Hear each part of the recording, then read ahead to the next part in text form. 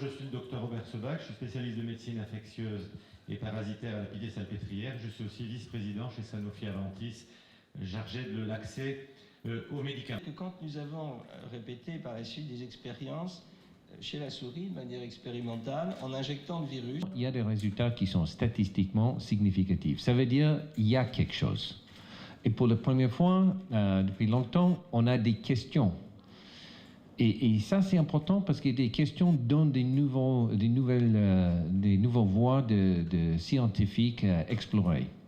Et donc, pour moi, le premier message, j'espère qu'on retrouve maintenant une nouvelle dynamique, une nouvelle motivation pour ceux qui travaillent dans la recherche d'un vaccin. C'est-à-dire que la recherche vaccinale, près de 30 candidats vaccins testés depuis maintenant plus de 25 ans, ordinaire pour répondre à ces questions. Tout celles qu'on a dit, est-ce que ce vaccin, on peut l'améliorer tel qu'il est? Est-ce qu'on va comprendre?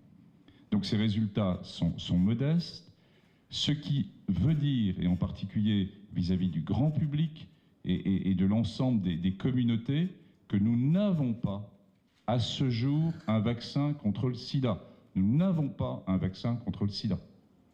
Ce vaccin ne sera pas disponible, je dirais, dans un effet de santé publique. Donc au moins nous avons une possibilité de démonstration qu'avec une intervention de vaccin... Alors les leçons qu'on doit en tirer, eh bien c'est que cette lueur montre que finalement il est possible de protéger. Donc s'il est possible de protéger, ça veut dire qu'on peut faire mieux et qu'on doit faire mieux.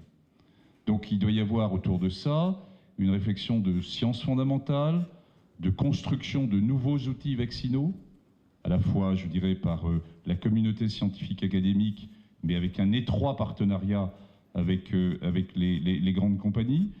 J'espère qu'un certain nombre de grandes compagnies vont revenir dans la recherche et réinvestir dans la recherche sur le vaccin, sur le sida. Sur la compliance aux mesures de prévention qui étaient recommandées.